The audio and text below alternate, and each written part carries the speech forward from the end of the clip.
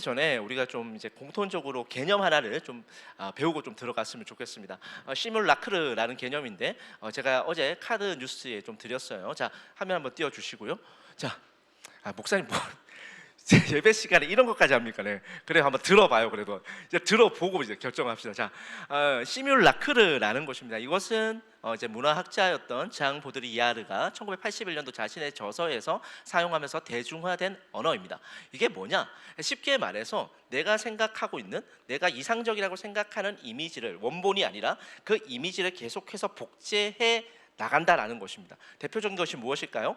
아이돌 그룹이요. 아이돌 그룹 보면 여러분이 가장 멋있다고 생각하고 가장 이쁘다고 생각하는 그 이미지를 무대에서 보여준다고요. 근데 그게 원본입니까? 그 아이돌의 삶이 예전에 막 그런 거 있었잖아요. 막 걸그룹은 화장실 갑니까? 보이그룹 화장실 갑니까? 가죠 그러면.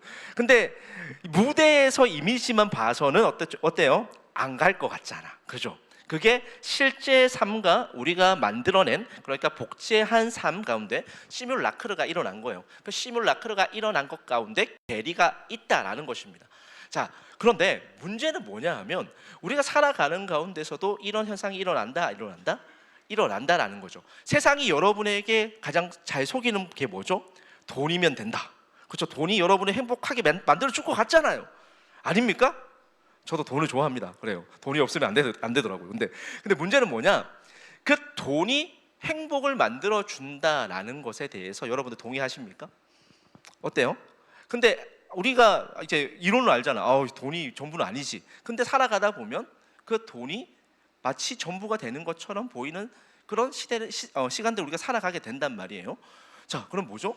우리가 원하는 것이, 이게 행복이라는 것이 진짜 행복이 있다 그러면 우리는 그 행복이 돈으로 채워줄 것이라는, 우리가 가공된, 복제된 무엇인가를 만들어내는 거죠.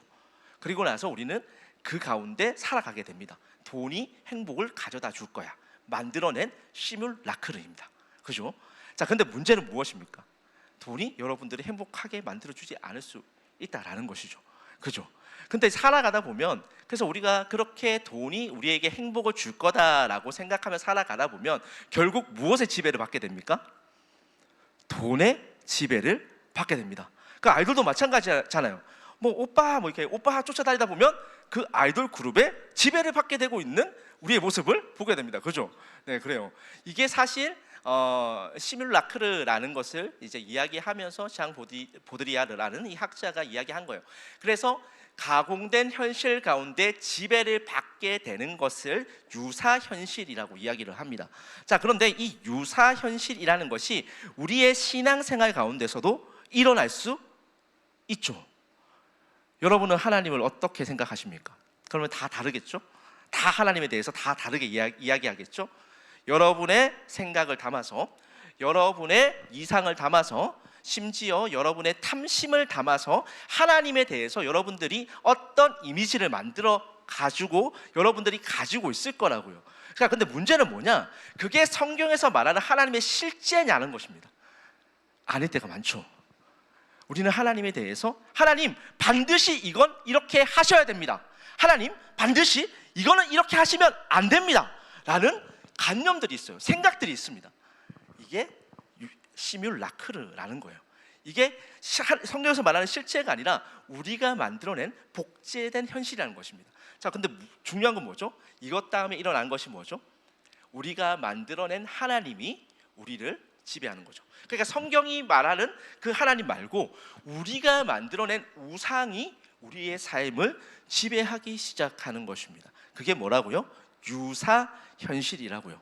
이게 우리의 신앙생활 가운데 지금도 일어나고 있고 앞으로도 일어날 거예요. 자, 그러면 중요한 게 있겠죠? 그럼 유사현실 가운데서 빠져나와야 돼요? 빠져나오지 말아야 돼요? 빠져나와야 돼요. 그게 중요한 거예요. 그럼 어떻게 빠져나올 수 있는가? 그 이야기를 오늘 말씀을 통해서 우리가 좀 함께 나눠보고자 합니다. 자, 우리가 지금 마태복음을 벌써 22장까지 달려왔어요. 그죠? 한 번은 정리를 좀 해야겠다는 생각이 좀 들어서 마태복음 좀 정리를 좀 해보고자 합니다. 자, 마태복음 13장에서 하나님 나라에 대한 비유가 처음 등장을 했습니다. 묶여서 등장한다고 그랬어요. 그래서 마태라는 사람은 이과적인 마인드를 가지고 있다. 계속해서 제가 이야기를 하고 있습니다. 그러니까 여러분들이 마가복음, 마태복음 보면서, 그러니까 마가에서 마태복음에 보면 겹치는 본문들이 있잖아요. 그 겹치는 본문들을 어떻게 여러분들이 좀 해석해 나가셔야 되냐 하면, 마가는 마가의 맛이 있어요. 마태는 마태의 맛이 있다고요.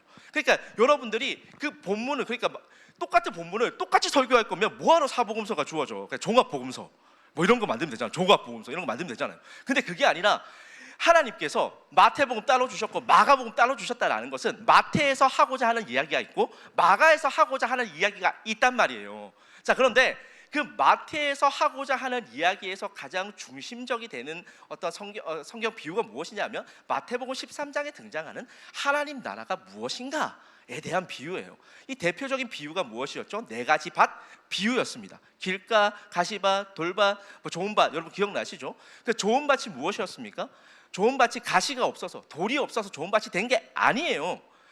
좋은 밭은 하나님께서 우리 가운데 약속을 주셔서 100배, 60배, 30배 열매 몇 개 만드시기 때문에 좋은 밭인 겁니다. 그러니까 우리 가운데 돌이 있어요, 없어요? 돌이 있어요. 가시 있어요, 없어요? 가시 있다고요. 근데 하나님께서 돌이 있어도 가시가 있어도 그거 제거하고 내가 결국에 끝끝내 너희를 부적하더라도, 지난주 말씀으로 하면 부적합한 존재라고요. 부적합한 존재인 우리를 하나님 나라로 만들어 가시겠대요. 100배, 60배, 30배 열매 맺는 존재로 만들어 가시겠대요. 만들어 가시겠대요. 누가요? 하나님께서. 하나님의 약속이 우리 가운데 주어졌기 때문에 우리가 좋은 밭인 겁니다. 자, 그러면 여기서 길가에 해당하는 부류가 누구였어요? 바리새인들, 종교 지도자들. 그 사람들이 예수님 받았어요, 안 받았어요? 예수님 거절했습니다. 거부했습니다. 돌밭은 누구였죠? 돌밭과 가시밭은 그러니까 수많은 청중들, 예수님을 따랐던 사람들. 처음에는 복음에 반응하는 것 같았지만 결국에 뿌리 내리지 못했어요. 결국에 자라지 못했단 말이에요. 그런데 우리는 어때요? 우리는 부족해요. 누가 봐도 부적합해요. 자격 없어요. 불능해요. 그런데 우리 가운데 뭐가 주어졌다고요? 하나님의 약속이 주어졌다고요. 그래서 여러분이 뭐라고요? 좋은 밭이라고요. 자, 옆에 분들 보면서 다시 한번 인사하겠습니다. 당신은 좋은 밭입니다. 당신은 좋은 밭. 그러니까 여러분도 좋은 밭이에요. 그러니까 여러분도 좋은 밭일 수밖에 없어요. 왜요? 나한테 뭔가 있는 게 아니란 말이에요. 하나님께서 여러분을 좋은 밭으로 만들어 가시겠다고 하니 여러분들이 좋은 밭이에요. 자, 그래서 마태복음 13장을 통해서 하나님 나라는 무엇인가? 하나님 나라는 아무 자격 없는 우리가 좋은 밭이 되는 것, 그곳이 바로 하나님 나라입니다. 이게 마태복음 13장에서 등장을 해서 쭉 이어져 왔어요. 그래서 우리가 보면 제자들 모습 가운데 실망하는 모습이 있어요, 없어요? 그 이후에 보니까 있어요. 제자들 보니까 형편없어요. 나중에 베드로가 예수님 멱살까지 잡잖아요. 그런데도 예수님께서 뭐라 말씀하시는 거죠? 말씀하시는 거예요. 그럼에도 불구하고 내가 너를 좋은 밭으로 만들어 가겠다. 이렇게 예수님께서 약속하시는 거란 말이에요. 자, 그렇게 하나님 나라가 무엇인지에 대해서 우리가 마태복음 이제 묵상하면서 배워왔어요. 자, 그리고 나서 20장, 21장, 22장 오면서 이 주제가 의미군이 좀 바뀝니다. 어떻게 주제가 바뀌냐 하면 하나님 나라의 백성은 누구인가? 이렇게 바뀌어요. 자, 20장. 그래서 오늘 우리가 살펴볼 건 뭐죠? 20장, 22장이 요 사이에 있는 저 질문이겠죠. 하나님 나라의 백성은 그럼 누구인가?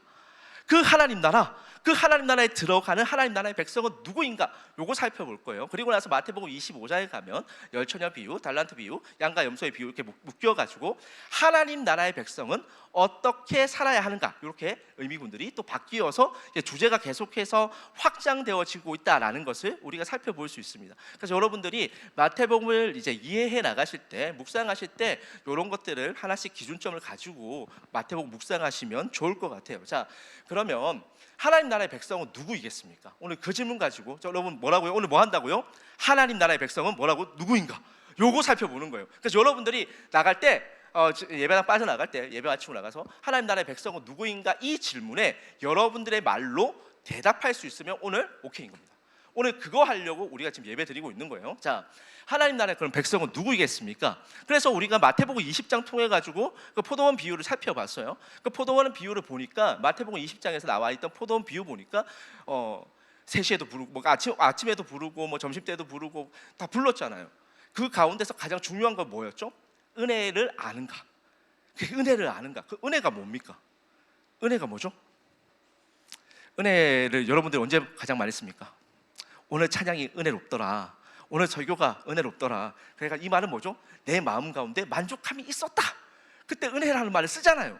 근데 이거는 제가 생각할 때는 적절하지 못한 용례인 것 같습니다. 은혜라는 말은요, 자격 없는 자에게 부어지는 하나님의 사랑을 의미합니다.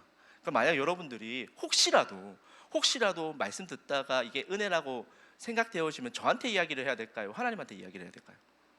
그렇죠, 하나님한테 이야기해야죠. 그러니까 여러분들이 저한테 제발 물론 그런 사람도 없지. 그런 사람도 없는 거 잘 아는데 그런 사람도 없어. 야, 그래도 격려차 좀 해줄 수 있는데 야, 왜 안 하냐? 왜? 담임 목사님한테도 안 하고 나한테도 안 하고 뭐 그런데 이제 자, 그래요. 근데 맞아요, 잘하고 있어요. 예, 우리가 목사들한테 이걸 이야기해 줄 필요가 없어. 하나님한테 목사들한테 이야기해 주면 목사들은 교만해진다. 그러니까 여러분들 절대로 이제 이야기하지 말고, 만약에 여러분들 가운데 정말로 은혜가 됐다라고 생각되어지면 기도할 때 하나님 정말 은혜였습니다. 하나님 말씀 가운데 제가 은혜를 누렸습니다. 이렇게 감사하는 거예요. 이게 은혜란 말이에요. 하나님 백성은 누구입니까? 하나님 나라의 백성은 바로 이 은혜를 아는 자들입니다. 내가 자격 없음을 알아서, 그래서 내가 5시에 막 차 타고 들어간 그 일꾼임을 내가 고백하는 거. 그럼 5시에 들어간 사람은 그냥 모든 것이 은혜일 거잖아요. 그죠? 그 5시에 들어간 사람 불평 있겠습니까? 불만할 수 있겠어요? 없어요. 그 이야기 하고 있는 거란 말이에요. 자, 그래서 이 비유를 시작으로 해서 하나님 나라의 백성이 누구인가라는 비유가 계속해서 우리 가운데 주어지고 있는데, 자, 오늘 22장 살펴보기 전에 21장에 2가지 비유가 더 등장을 해요. 첫 번째 비유가 무엇이냐 하면 지난주에 우리 은퇴자님이 찬양 인도하시면서 그 비유에 대해서 이야기를 하셨어요. 아버지에게 2 아들이 있었습니다. 첫 번째 아들은 뭐죠? 첫 번째 아들은 포도원 가라고 하니까 가겠다라고 이야기했어요. 근데 가요, 안 가요? 안 가요. 그죠? 두 번째 아들은 뭐죠? 안 가겠다. 그렇게 빡빡 우겨놓고서 가요, 안 가요? 결국에 갔더라. 그게 이 비유의 전부입니다. 그럼 이 비유가 어떤 것을 의미할까요? 그래서 한간에는 이게 츤데레 이야기하는 거 아니냐. 그래서 말을 말을 안 하더라도 결국 하는 놈이 예쁘다. 뭐 이런 해석이 있는데 그게 아니라, 그럼 첫째 아들에 해당하는 사람은 누구일까요? 우리가 아까 전에 계속해서 마태복음 13장 4가지 밥 비유가 그래서 중요한 겁니다. 길가에 해당하는 종교 지도자들, 바리새인들 아니었겠습니까? 이 사람들은 하나님 나라 가겠다라고 자기들이 이야기했어요. 근데 가요, 안 가요? 안 가요. 그죠? 그럼 둘째 아들에 속하는 사람들은 누구죠? 죄인들, 세리들, 그러니까 뭐 형편없는 그 제자들, 그런 사람들이잖아요. 그런데 처음에는 안 가겠다 그렇게 빡빡 우겨놓고서 제자들은 뭐 하고 있어요? 예수님 십자가 지러 올라가시는 예루살렘에서 싸우고 있단 말이에요. 내가 더 높이 올라갈 거야, 내가 더 높이 갈 거야, 이거 가지고 싸우고 있는 사람들이 제자들 아닙니까? 그죠? 근데 그 형편없는 제자들, 서로 하나님 나라에 대해서는 전혀 관심 없어 보였던 그 사람들, 근데 결국 가요, 안 가요? 결국 가요. 자, 그러면 첫째 아들과 둘째 아들이 다른 점이 무엇입니까? 말은 이쁘게 하고 안 간 사람과 말은 더럽게 말하고 이제 간 사람, 이게 이 사람들의 차이일까요? 그게 아니라 중요한 건 뭐죠? 예수를 받아들였는가? 예수를 받아들였는가? 그렇지 않은가? 첫째 아들은 말은 이쁘게 했지만 예수를 받아들여요? 받아들이지 않아요? 안 받아들여요. 둘째 아들에 속한 부류는 이 사람들이 나이스한 사람이 아니라고요. 이 사람들은 우리와 상종할 수 없는 것 같은 사람들 있잖아요. 정말로 쾌락을 위해 살았어요. 정말 죄 지으면 살았다고요. 정말 사람들한테 민폐 끼치면 살았다고요. 이 사람들이 둘째 아들의 부류에 속했던 세리들 아닙니까? 창녀들 아닙니까? 죄인들 아닙니까? 그죠? 근데 이 사람들이 처음에는 하나님 나라에 관심이 없었어요. 근데 누구를 만났죠? 예수를 만나서 예수를 영접하는 거죠. 그 사람이 둘째 아들에 속했다라고 이야기를 하고 있는 것입니다. 이게 첫 번째 비유였어요. 자, 오늘 두 번째 비유, 포도원 살인 사건이에요. 포도원 비유가 너무 많기 때문에 그 다음에 나오는 21장 이제 후반부에 나오는 그 비유를 저는 포도원 살인 사건 비유라고 부릅니다. 이 포도원 살인 사건 비유에서는 이 너무 먹고 살기 힘든 사람들이 있었어요. 그래서 그 하인들이 너무 불쌍해가지고 주인이 땅을 빌려줬습니다. 땅을 빌려주고 나서 이제 추수할 때가 되자 이제 종들을 보내가지고 이 종들을 보내서 이제 땅을 빌려줬으니까 그 빌려준 것에 대한 대가를 받고자 했습니다. 그러니까 종을 보냈어요. 그러니까 줬습니까? 안 줬습니까? 안 줘요. 안 줘요. 이상하지 않습니까? 여러분, 이거는 정말로 나쁜 사람들이잖아요. 자신들이 먹고 살 수 없어서 스스로 자력으로 먹고 살 수 없어서 이 주인이 불쌍해서 땅을 빌려줬으면 적어도 은혜를 아는 사람들이라면 여기 반응해야 되잖아요. 근데 반응해요, 안 해요? 안 해요. 종들을 어떻게 하죠? 종들을 내쫓습니다. 그리고 심지어 남은 종들을 죽여버립니다. 이 일이 벌어지는 거예요. 자, 그리고 나서 마지막으로 주인이 그래서 너무너무 참다가 이제 마지막으로 어떻게 통보를 하죠? 자신의 아들을 보내줘. 근데 아들까지 어떻게 했죠? 아들마저 죽여버립니다. 그래요. 그래서 아들을 죽여서 이것의 그 주인에 대해서 완전히 거절하고 있는 사람들을 우리가 보게 되는 것입니다. 이게 포도원 살인 사건의 비유예요. 자, 그러면 이 포도원 살인 사건에 이제 땅을 빌려서 농사를 지었던 사람들의 부류는 누구죠? 또 이야기하고 있죠. 바리새인들, 종교 지도자들이다라는 것을 우리가 알 수 있습니다. 그 사람들은 결국에 예수를 받아들여요, 받아들이지 않아요? 예수를 거절하는 거죠. 아들을 거절하는 거죠. 그러니까 재밌는 것은 무엇인지 아십니까? 그래서 그 아들을 버렸잖아요. 그 아들이 이제 히브리어로 하면 벤입니다. 그 아들을 버려요. 근데 하나님께서는 그 버린 아들을 통해서 무엇을 만들죠? 버린 아들을, 그래서 건축자의 버린 돌 에벤을 통해서 교회를 만들어 가시죠. 이게 하나님의 역사라고요.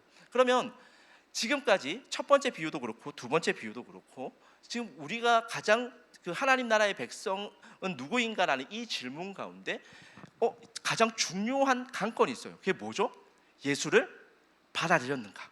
예수를 받아들이지 않았는가? 이거란 말이에요. 그러면 우리가 하나님 나라의 백성이라고 고백하기 위해서 여러분들도 똑같은 질문을 제가 해볼게요. 여러분들 하나님 나라의 백성입니까? 아멘 하십니까? 뭐 하나님 나라 백성 아니라는 거예요. 뭐야? 하나님 나라 백성 맞습니까? 그럼 누구를 받아들인 거죠? 예수를 받아들인 거예요. 예수를 믿는 거예요. 그래서 이 질문이 우리 가운데 가장 중요한 질문이 되는 것입니다. 예수를 믿고 있는가? 자, 그런 요런 흐름 가운데서 오늘 이제 본문을 좀 살펴보려고 합니다. 자, 오늘 본문을 좀 보니까 오늘 설교 제목이 뭐죠? 설교 제목이 뭡니까? 옷 갈아입기. 자, 그러면 오늘 핵심 키워드는 뭘까요? 옷 갈아입기에서 핵심 키워드는 뭘까? 자, 송현재님, 자, 옷 갈아입기 오랜만에 해봅시다. 옷 갈아입기. 자, 요걸 통해서 여러분 송현재님 생각해봤을 때 오늘 핵심 키워드가 뭐라고 생각하십니까? 그렇지, 옷. 네. 네, 옷이요. 네, 맞아요. 여러분, 제가 옷이 우리 진견자매님에게 옷이란 무엇입니까? 옷이 뭐일 것 같아요? 진견자매님에게 옷. 제가 생각했을 때 진견자매도 옷이 되게 잘 입잖아요, 그죠? 네, 네, 그래요. 제가 아내가 하지 말라고 했는데, 네, 상처받아 잘 온다고. 네, 그래요, 네. 진견자매님 옷이 잘 입잖아요, 그죠? 그 옷이 뭘까요? 옷이라는 게 뭘까? 제가 고민을 좀 해봤습니다. 설교 준비하면서. 근데 제가 고민을 하면서 드는 생각이 있었어요. 제가 옷에 대해서 중요하게 생각했던 적이 지난주였습니다. 지난주에 우리 경배원자님께서 정장을 입고 오셨어요. 누가 봐도 목사님이잖아요, 그죠? 제가 보면서 야, 누가 봐도 이건 사역자지. 나보고 나는 이제 길거리로 나가라는 건가? 뭐 이런 생각이 들었습니다. 뒤에 앉아가지고 누가 봐도 목사님이잖아요. 그러니까 저는 보세요. 제가 그죠, 쉐이커스 캠프 가가지고 제가 여러분들 제가 얼마나 편안하게 있었는지 아시죠, 그죠? 제가 그냥 후드티 뒤집어 쓰고 그리고 이제 추링 입고 슬리퍼 끌고 다니고 그렇게 있었습니다. 그랬더니 다른 교회에서는 제가 목사인 줄 알았을까요, 몰랐을까요? 당연히 몰랐죠. 네, 그래가지고 저한테 이제 형제님 바로 이렇게 얘기하더라고요. 그러니까 아마 나이가 많은 형제가 결혼도 못 해가지고 여기 와가지고 이렇게 죽치고 있는 거구나. 뭐 이렇게 아마 생각을 했겠죠, 그분들은. 네. 그래서 저한테 형제님 그러다가 이제 우리 이제 청년들이 목사님 그러니까 그제서야 저한테 아유 죄송합니다 막 이러더라고요. 제가 드는 생각이 있었어요. 그런데 쉐이커스 캠프에 갔는데 다른 교육자들은 다 정장 같은 걸 입고 있는 거예요. 그러니까 나는 목사다 이런 걸 갖다가 옷을 통해서 보여주더라고. 그래서 지난주도 마찬가지였어요. 경미원장님 보면서 제가 드는 생각이 있었습니다. 저렇게 이제 옷을 입고 다니면 목사같이 보이는 거구나. 그래서 나도 옷을 잘 입어야겠다 뭐 이런 생각들을 해봤는데 그래요. 나도 이제 쉐이커스 캠프 가서 이제 추리닝 안 입고 다니려고. 제가 예전에 우리 요즘 우리 교회 출석하고 있는 주예찬 목사님도 있고 했을 때 제가 그 친구들한테 항상 한 이야기가 있었어요. 평생 내가 후드티 입고 살겠다 뭐 그랬던 적이 있는데 저는 그게 어떻게 보면 제 정체성과도 같거든요. 저는 좀 편한 목사이고 싶었고 저는 여러분들에게 좀 친근하게 좀 다가갈 수 있는 목사. 그러니까 여러분들이 목사라는 어떤 프레임에서 좀 벗어난 목사이고 싶었던 것 같아요. 그래서 후드티를 즐겨 입는 것을 좋아했는데 지난주에 경민 원장님 보고 나서 생각이 바뀌었습니다. 네. 목사는 깔끔하게 입어야 된다. 자, 이런 생각들을 해봤어요. 그러면 옷이라는 게 뭐죠? 옷이라는 것은 자신의 정체성을 드러내주는 방법이기도 합니다. 그 자신의 역할이 무엇인지 드러내는 수단이기도 합니다. 자신의 어떤 포지션을 드러내는 어떤 도구가 바로 옷이다라는 것이죠. 자, 그러면 우리가 장소에 따라서 옷을 잘 입고 가야 돼요, 말아야 돼요? 옷을 잘 입고 가야 돼요. 제가 옷에 대해서 저는 너무 할 말이 많아요. 그래서 제가 가난한 목사이다 보니까 옷을 잘 입었겠습니까? 항상 후드티 뒤집어 쓰고 다녔죠. 그래서 제가 신대원 1학년 때였습니다. 신대원 1학년 때였는데 제가 자랑 잠깐만 하겠습니다. 제가 그냥 입학하자마자 1등을 했어요.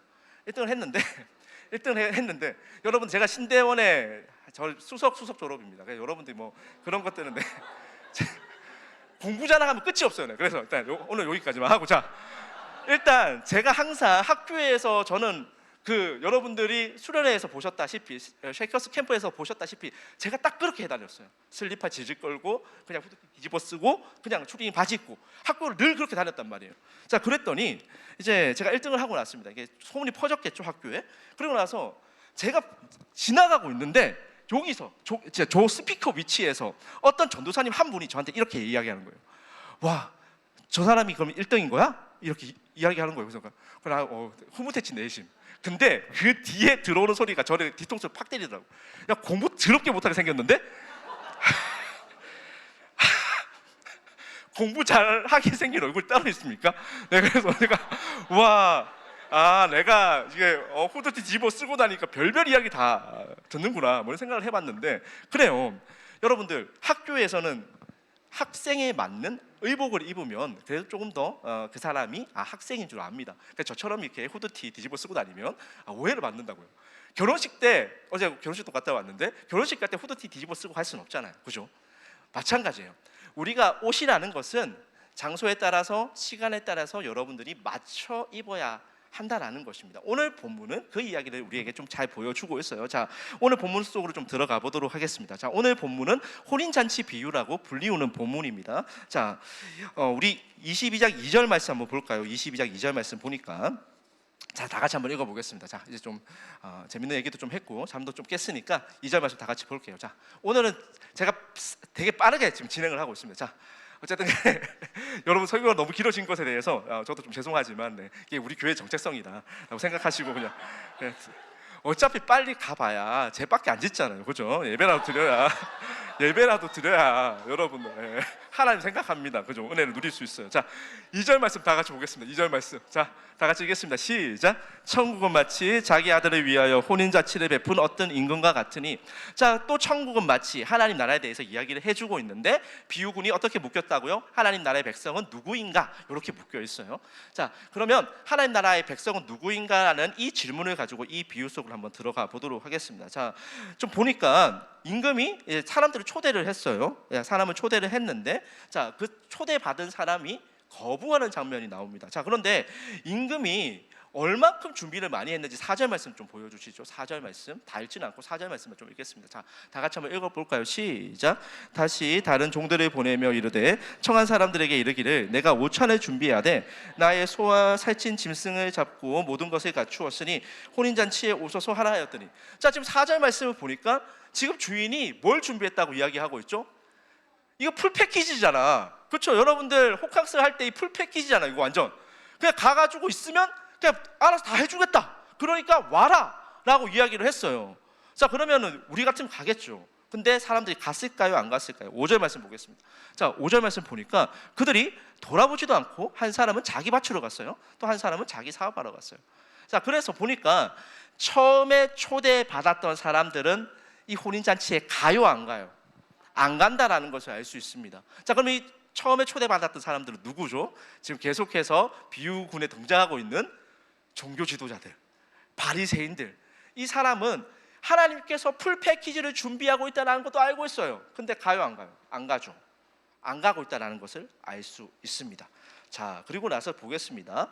자, 그리고 나서 6절 말씀 보니까 그 남은 자들은 종들을 잡아서 모욕하고 죽였대요. 야, 그럼 여기서 보낸 종들은 누구를 의미하죠? 선지자들을 의미하죠. 그 선지자들을 어떻게 했다고요? 구약 이스라엘 백성들이 죽였잖아요, 잡아가지고, 그렇죠? 이 참담한 일이 벌어졌습니다. 그래서 하나님이란다. 자, 임금이 어떻게 하죠? 임금이 노하여 군대를 보내어서 그 살인한 자들을 진멸하고 그 동네를 불살랐대요. 이게 첫 번째 오늘 불효에 해당하는 사람들이었습니다. 초청을 받았는데 혼인잔치 가는 걸 거부하고 심지어 그 초청을 하러 온 종을 죽인 사람들에 대해서 임금이 심판을 했다라는 거죠. 자, 그리고 나서 보겠습니다. 이제 그래서 이 임금이 초대하는 방식을 바꿉니다. 어떻게 바꾸었냐 하면 특정한 사람에게 가서 초대하는 것이 아니라 9절 말씀 보니까 내거리 길에 가서, 그러니까 길거리에 서서 사람을 만나는 대로 혼인잔치에 청하여서 오라고 이야기를 한 겁니다. 그러니까는 아까 전에는 특정한 사람들에게 가서 혼인잔치 초대장 주면서 이야기를 했다면 이제는 불특정 다수를 초청하고 있는 임금의 모습을 우리가 볼 수 있는 것이죠. 자, 그리고 나서 보겠습니다. 자, 10절 말씀 다 같이 한번 읽어볼까요? 10절 말씀 다 같이 읽겠습니다. 시작. 종들이 길에 나가 악한 자나 선한 자나 만나는 대로 모두 데려오니 혼인잔치에 손님이 가득한지라. 자, 어떻게 됐다고요? 10절 말씀 보니까 혼인잔치에 손님이 가득했어요. 왜요? 불특정 다수한테 이야기를 했으니까 불특정 다수가 풀 패키지 준다고 하니까 어떻게 해요? 온 거죠. 너무너무 기쁜 마음으로 온 겁니다. 그래서 보니까 이 혼인잔치에 사람들이 가득했다, 손님으로 가득했다라고 이야기를 하고 있어요. 중요한 것은 11절 말씀입니다. 자, 11절 말씀 다 같이 한번 읽어보겠습니다. 자, 11절 말씀 다 같이 읽겠습니다. 시작. 임금이 손님들을 보러 들어올새 거기서 예복을 입지 않은 한 사람을 보고, 자, 지금 보니까 11절 말씀을 보니까 그 혼인잔치에 사람들이 많았는데 어떤 한 사람이 뭘 안 입었다고요? 예복을 입지 않았대요.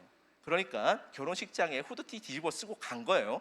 자, 그러니까 임금이 어떻게 하죠? 자, 12절 말씀 보니까 이르되 친구여 어찌하여 예복을 입지 않고 여기 들어왔느냐 하니 그가 아무 말도 못했대요. 그러니까 저도 어제 만약에 후드티 뒤집어 쓰고 갔으면 장로님께서 저를 보시고 왜 후드티 뒤집어 쓰고 오셨습니까 하면 제가 할 말이 있겠습니까? 그냥 이렇게 뭐 꿀먹은 버거리처럼 이러고 있었겠죠. 자, 그러면 13절 이제 말씀 보겠습니다. 13절 말씀 다 같이 한번 읽어볼까요? 시작.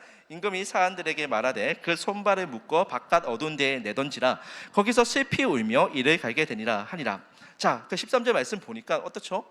이제 임금이 그 사람을 심판하고 있는 것을 볼 수 있습니다. 손발을 묶어서 바깥 어두운 데로 내던졌어요. 거기서 슬피 울며 이를 갈게 되었다. 그러니까 우리가 결혼식장에 갈 때 후드티 뒤집어 쓰고 가면 이런 일은 일어나지 않아요. 그런데 지금 혼인잔치에 예복을 입지 않은 이유로 지금 임금이 지금 손발을 묶어가지고 내던져서 이제 이를 갈게 만들었다. 그러니까 이를 간다라는 것은 심판이 임했다라는 거죠. 저주가 임했다라는 것입니다. 자, 그런 상황들입니다. 그러고 나서 이 비유의 결론을 한번 보시죠. 14절 말씀입니다. 자, 14절 말씀 다 같이 한번 읽어보겠습니다. 시작. 청함을 받은 자는 많되 택함을 입은 자는 적으니라. 자, 그러고 나가서 보니까 청함을 받은 자는 많지만 택함을 입은 자는 적었다라고 이 비유가 마무리를 하고 있어요. 자, 그리고 나서 이 비유를 이제 이 고대 근동 이제 초대교회 상황에 맞추어서 우리가 좀 해석을 해보겠습니다. 아까 전 첫 번째 부류의 사람들은 어떤 사람들이었어요? 종교 지도자들이었어요. 바리새인들이었어요. 초청 자체를 거부했습니다. 자, 그런데 많은 사람들이 이제 내거리에서 초청을 하니까 많은 사람들이 풀 패키지에 관심이 있어서 왔단 말이에요. 혼인잔치에 왔어요. 이 사람들은 누구를 의미합니까? 수많은 군중들을 의미하죠. 군중들을 의미합니다. 자, 그런데 군중들 가운데 예복을 입지 않은 사람들은 결국 혼인잔치에서 어떻게 되었다고요? 쫓겨났다라는 것을 이 비유가 이야기를 해주고 있는 거예요. 그래서 14절 말씀을 보니까 청함 받은 사람들은 많지만 택함 받은 사람들은 적었다라고 기록을 하고 있는 것입니다. 자, 그러면 이 비유에서 예복을 입는 게 중요해요, 안 중요해요? 중요하다라는 것을 알 수 있습니다. 그러면 예복을 입는 게 중요한데 이게 어떤 의미인지 우리가 좀 살펴봐야 되잖아요. 그래서 예복이 어떤 의미인지, 그 옷을 입는다라는 것이 어떤 의미인지를 좀 살펴보도록 하겠습니다. 우리 먼저 창세기 35장 2절 말씀 좀 띄워주세요. 자, 창세기 35장 2절 말씀. 자, 다 같이 한번 읽어보겠습니다. 자, 시작. 야곱이 이에 자기 집안 사람과 자기와 함께한 모든 자에게 이르되 너희 중에 있는 이방 신상들을 버리고 자신을 정결하게 하고 너희들의 의복을 바꾸어 입으라. 자, 지금 이게 어떤 상황이냐 하면 지금 이 야곱이 이제 그 처음에 그 형을 속였잖아요. 형 에서를 속이고 나서 도망갔습니다. 도망가는 그 상황 가운데서 하나님께서 만나 주셨단 말이에요. 그래서 하나님께서 너를 내가 지켜서 보호해서 돌아오게 만들어 주겠다. 그래서 결국 야곱이 하나님의 이 약속처럼 돌아오게 됩니다. 그리고 나서 형 에서와의 문제도 해결되었단 말이에요. 그러면 야곱이 그때 하나님께서 사닥다리 그 환상을 통해서 야곱을 만나 주셨을 때 야곱이 뭐라고 하나님께 서원했냐 하면 제가 다시 돌아오면 베델로 오겠습니다. 베델에 와서 하나님의 제단을 쌓겠습니다. 이야기했단 말이에요.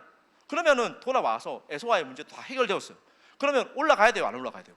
베델로 가야죠. 근데 가요, 안 가요? 안 가요. 자기를 위해서 숲곳에서 집을 짓죠. 그리고 거기서 온갖 수모와 온갖 여러 가지 문제들 다 겪은 다음에 그제서야 등 떠밀려서 베델로 올라가는 장면입니다. 자, 근데 베델로 올라가는데 온 가족들이 같이 함께 올라가는 거예요. 근데 뭐 하고 있어요? 35장 2절 말씀 보니까 베델로 올라갈 때 뭘 받고 입죠? 의복을 바꿔 입는 그 야곱과 야곱 일가족의 모습을 우리가 살펴볼 수 있습니다. 아, 베델로 올라갈 때는 의복 바꿔 입는 거구나. 네, 그걸 우리가 지금 발견한 거죠. 자, 그리고 나서 출애굽기 19장 10절 말씀입니다. 자, 19장 10절 말씀도 다 같이 한번 읽어보겠습니다. 자, 시작. 여호와께서 모세에게 이르시되 너는 백성에게로 가서 오늘과 내일 그들을 성결하게 하며 그들에게 옷을 빨게 하고. 자, 이거는 뭐냐 하면 시내산 언약이에요. 시내산 언약은 하나님과 이스라엘 백성들이 결혼하는 장면입니다.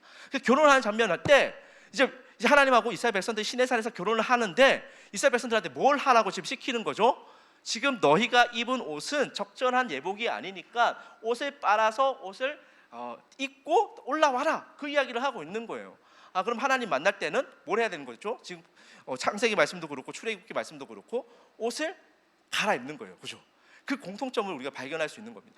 자, 그러면 성경에서 옷을 갈아입다라는 것은 하나님을 만나러 갈 때 옷을 갈아입는 거다라는 것을 우리가 발견할 수 있는 거예요. 이런 표현도 되게 많습니다. 자, 스가랴 3장 3절에서 4절 말씀이 되게 중요한데, 자, 스가랴 3장 3절에서 4절 말씀이 오늘 우리 가운데도 되게 유효한 말씀이자 되게 중요한 말씀이에요. 자, 옷에 관한 이 키워드를 이야기할 때 아주 키가 되는 이야기라고 할 수 있습니다. 자, 우리 스가랴 3장 3절과 4절 말씀 다 같이 한번 읽어보겠습니다. 자, 시작.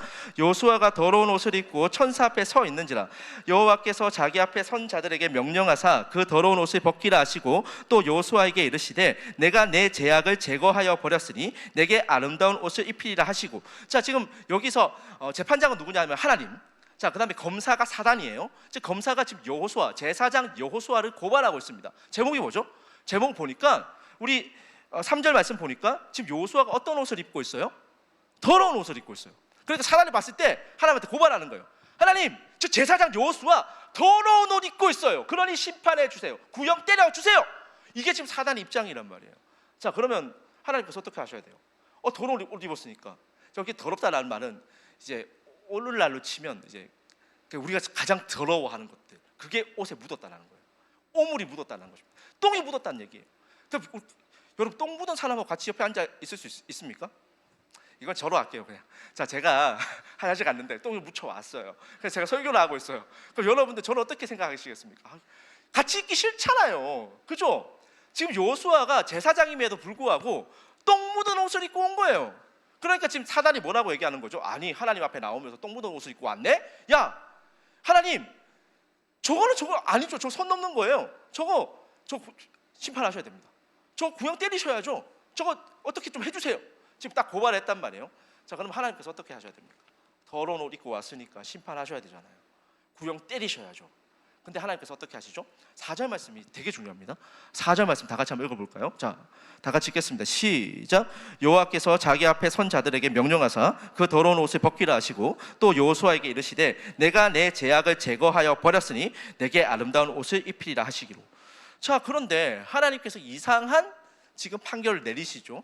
뭘 하셨다고요? 지금 4절 말씀 보니까 여호수아에게 내가 내 제약을 제거했대요. 자, 저 제거하다라는 말 옆에 뭐가 쓰여 있죠? 패스오버이 쓰여 있습니다. 패스오버 어디서 들어봤어요?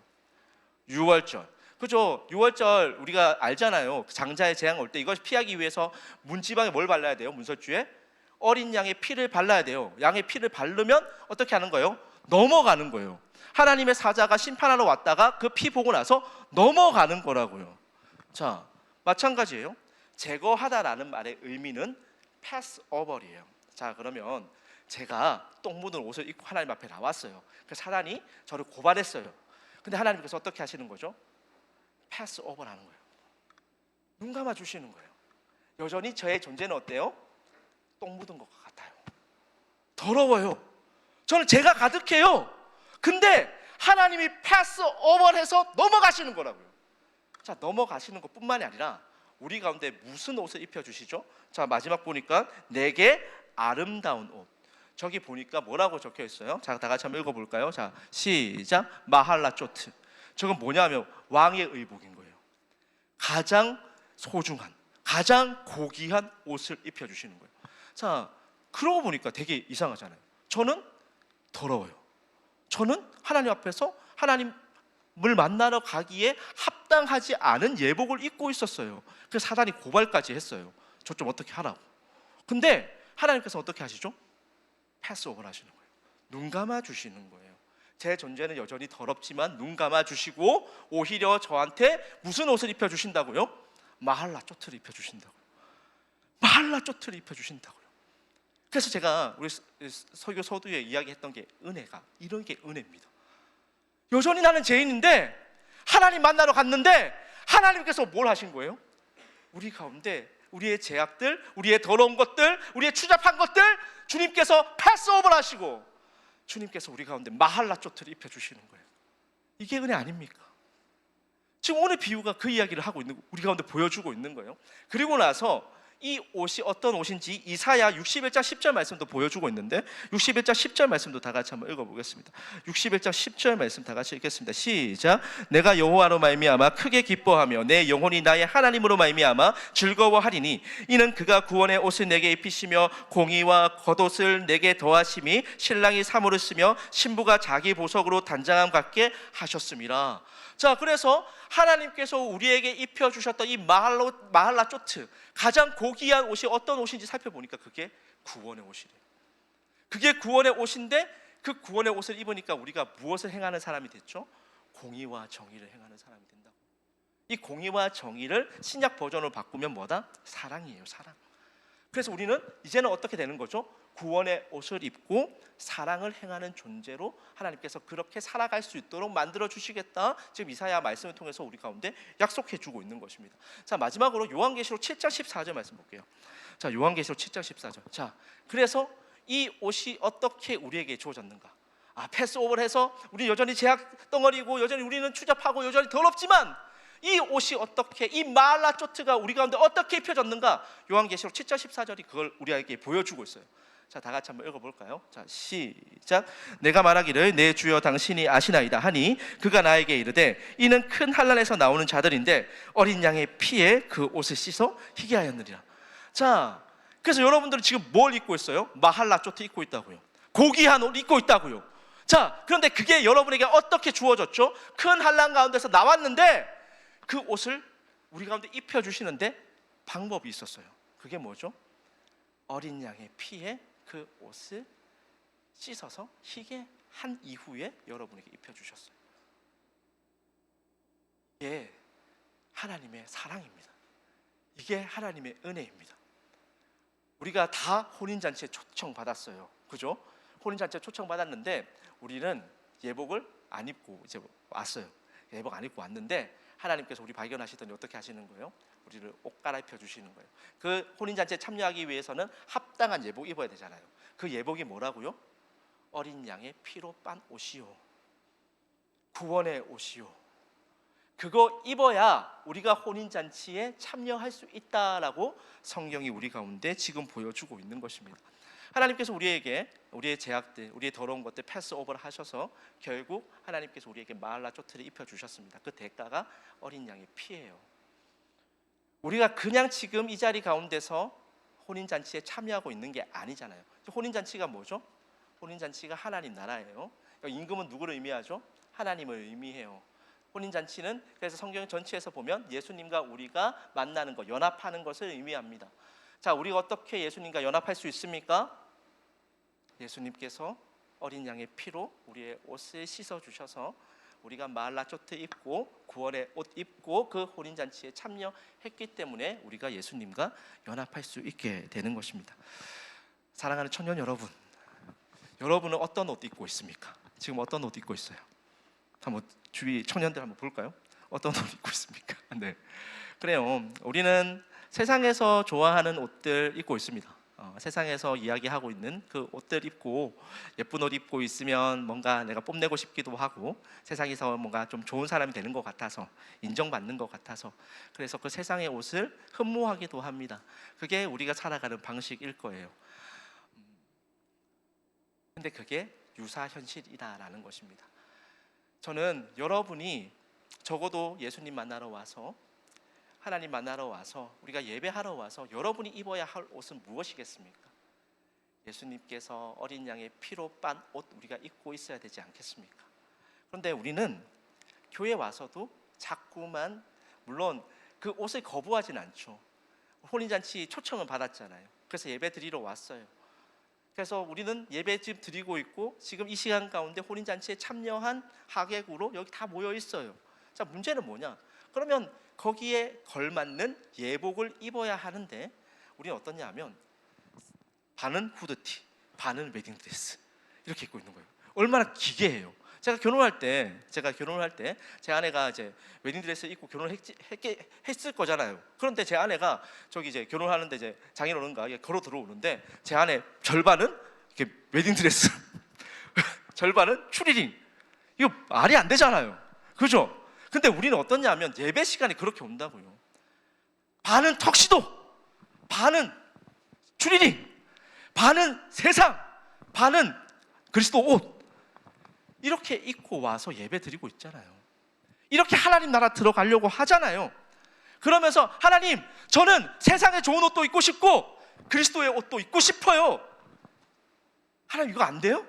그렇게 양비론 펴면서 살아가는 게 우리의 모습이잖아요. 근데 그거 유사현실이라고요. 그게 여러분들의 신앙생활을 지배하게 될 거라고요. 그러면 거기에서 빠져나오기 위해서 여러분이 해야 될 것이 있다면 무엇이겠습니까? 오직 그리스도의 옷을 입는 거예요. 오직 예수님께서 십자가에서 빨아서 주신 그 흰 옷 입는 거예요. 오직 구원의 옷 입고 우리가 사랑으로 살아가는 거란 말이에요. 이게 유사현실에서 빠져나올 수 있는 유일한 방법입니다. 그런데 한국교회가 여기에 실패했어요. 한국교회는 뭐라고 얘기하죠? 세상에서 잘 살 수 있다고 얘기하잖아요. 거기에 속아왔잖아요. 우리가 신앙생활 하면서도 가장 많이 속았던 전략이 이거잖아요. 하나님 믿으면 세상 가운데서도 잘 먹고 잘 살 수 있다고. 성경에 그런 약속 있습니까? 저한테 좀 보여주세요. 저도 좀 잘 먹고 잘 살게. 아니잖아요. 그런데 언제부터인가 한국교회에서 이게 사라지기 시작했어요. 주님만이 생명이십니다. 주님만이 전부입니다. 이 고백이 사라져요. 그러고 나서 주님도 전부인데 저는 세상도 중요해요. 주님이 전부인 거 아는데 저는 세상의 옷도 입고 싶다고요. 세상의 인정도 받고 싶다고요. 이게 우리의 모습이잖아요. 이게 우리의 신앙생활의 꼬라지 아닙니까? 그런데 우리 그런 꼬라지를 아시고 하나님께서 우리 가운데 마할라조트를 주시기 위해서 주님을 십자가에서 못 박아 죽이셔서 그 어린 양의 피로 우리의 옷을 빨아서 우리 가운데 다시 입혀주셨다고요. 이 옷 입어야 되지 않겠습니까? 언제까지 반만 걸쳐서 살아가시겠습니까? 목사님, 매번 하는 소리 지겹습니다. 그래요, 지겨울 수 있죠. 근데 주님만이 나의 생명이십니다. 예수님만이 나의 주님이십니다. 이 고백 버린 돌을 모퉁이 돌로 만드셔서 하나님의 영광스러운 교회로 만드신 이 교회에서조차 이 고백할 수 없다면 이거 너무 슬프고 두렵고 너무 참담한 상황 아닙니까?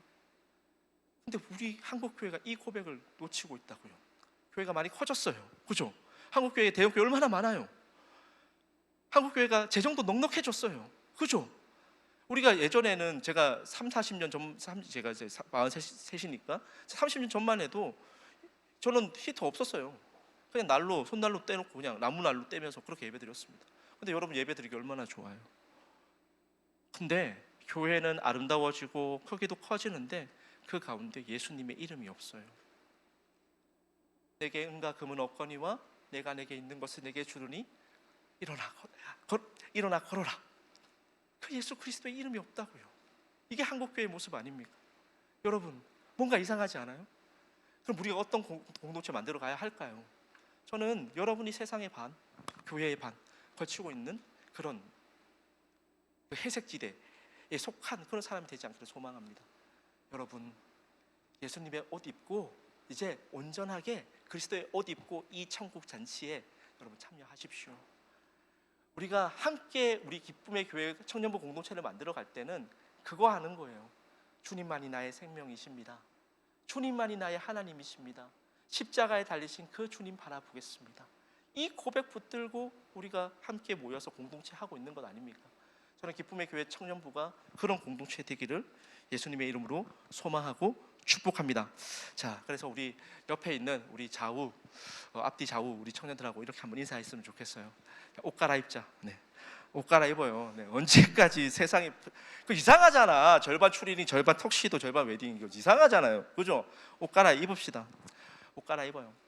예수님만이 나의 생명이십니다. 예수님만이 나의 유일한 소망입니다. 예수님만이 하나님 나라를 소유할 수 있는 유일한 방법입니다. 저는 이 고백이 세상이 볼 때는 뭐 보잘것없는 고백일 수 있잖아요. 그런데 아니에요. 이 고백이 여러분 살리는 고백 될 거예요. 이 고백이 고통과 아픔의 시간을 겪고 있는 여러분들을 세우는 고백이 될 것이고, 여러분들의 일상 가운데서 유사 현실을 빠져나와서 하나님의 실제를 마주할 수 있게 만들어주는 고백이 될 것입니다. 유사 현실에서 빠져나오십시오. 여러분들이 만들어낸 그 하나님, 여러분들이 만들어낸 그 예수님 빠져나와서 이제는 성경에서 말씀하고 있는 그 예수님의 실제, 하나님의 실제 마주하며 우리가 그리스도의 옷을 입고 천국 잔치에, 하나님 나라 잔치에 참여할 수 있는 우리 기쁨의 교회 청년들 다 되시기를 예수님의 이름으로 소망하고 축복합니다. 자, 마지막으로 한 번만 묻겠습니다. 그럼 하나님 나라의 백성이 누구입니까? 그리스도의 옷을 입은 자들입니다. 네, 우리 함께 찬양했으면 좋겠는데요. 네, 함께 찬양.